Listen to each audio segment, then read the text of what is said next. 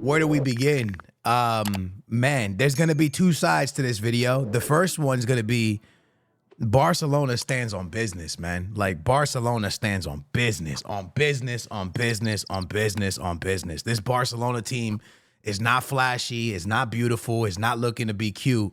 They're looking to destroy every opponent they play against.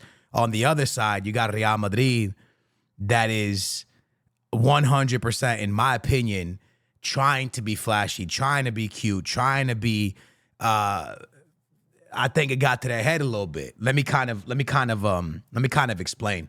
I first want to start off by, during the Dortmund game on social media, I put out that Ancelotti ain't got it right. And pretty much like, yo, maybe Ancelotti, maybe he ain't the one to manage this team. And it's not saying anything about Ancelotti, because Ancelotti is a phenomenal manager, top manager, one of the best managers in all of football, okay? But there is something extremely wrong with this team.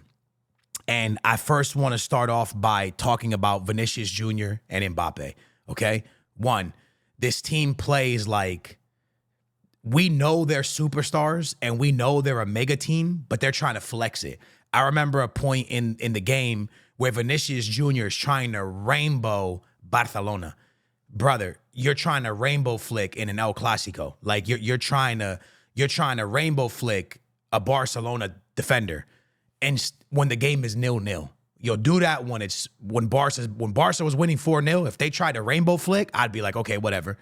Don't do it at 0-0, right? And don't do it at 0-0 when you're about to get called for offside for the 15th time in the game. It's just not right. We know you're a Ballon d'Or winner. We know you're potentially the best player in the world right now. We understand that. We get that. But you ain't got to do rainbow flicks when the game is 0-0.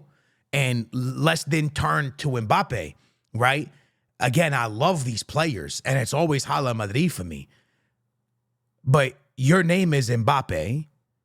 You're listed as potentially the best player in the world, or you were listed as that to a lot of people, and you can't stay onside against a super high Barcelona line, where I know, and the entire football world knows, that if you give a Barcelona defender even 2 steps ahead of you, you being Mbappe, you're going to outrun that defender.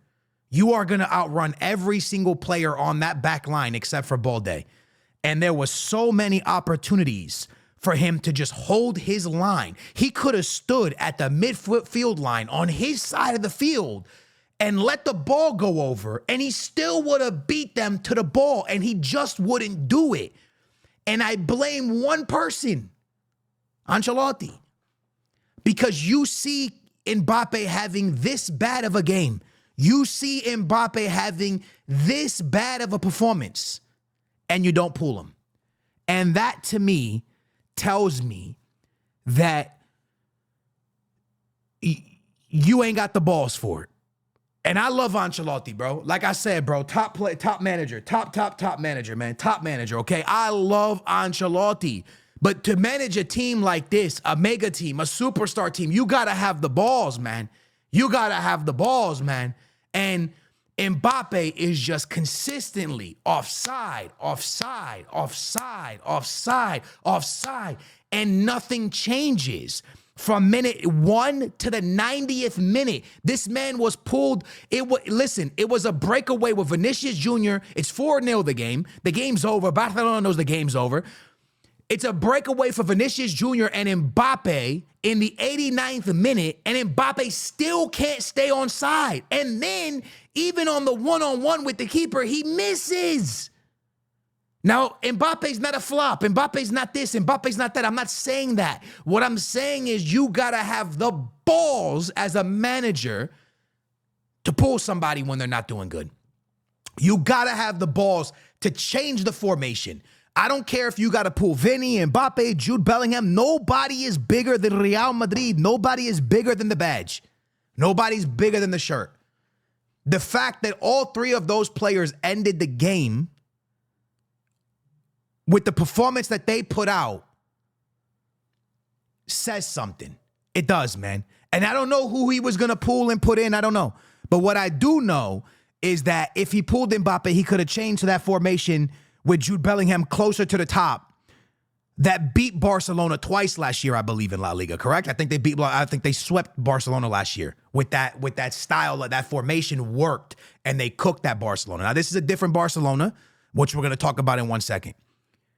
But just because you have Mbappe, just because you have Vinicius Jr., just because you have Jude Bellingham, just because you have Rodrigo who's not on the field, and just because you're labeled as this superstar team does not mean that things like the Dortmund game are going to happen all the time, right?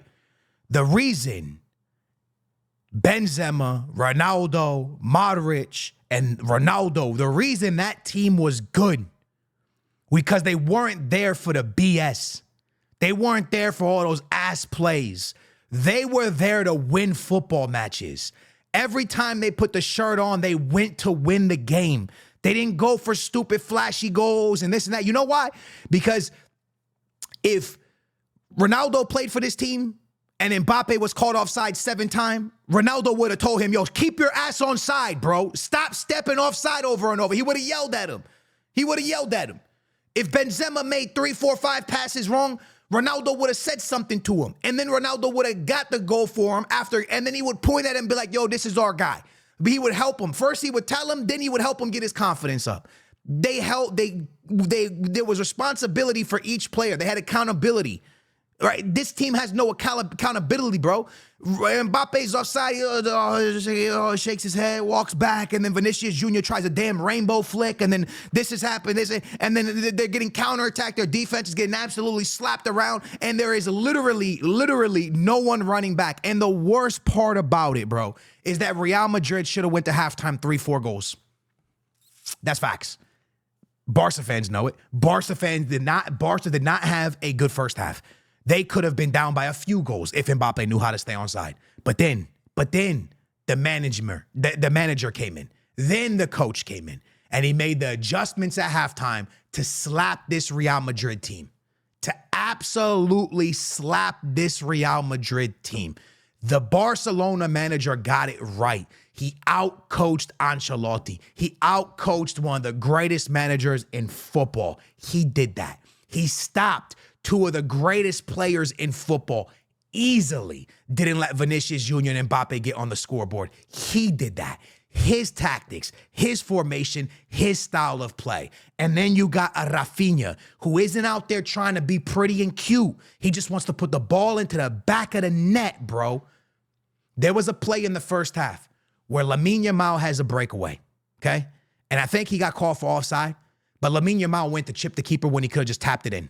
The difference is he went for the sexy, the flashy. He went for that because it's El Clasico and he wanted to put a banger, you know what I mean? He's 17. He's 17. Vinny, you not 17. Mbappe, you not 17. You not 17 no more. When you doing rainbow flicks and you doing, that's when you 17. That's when you're winning 4-0. That's when like you do Jogo Bonito when you're actually doing Jogo Bonito. You're not doing Jogo Bonito, bro. You're going for a freaking fanatic or a rainbow when you're not winning. Barcelona stands on business. Barcelona goes to games to win games. Rafinha wants to score. Lamine Yamal does some fancy stuff every now and again, but guess what? When he messes up, everybody's like this. Telling him to pass the ball. Telling him to stop doing dumb stuff.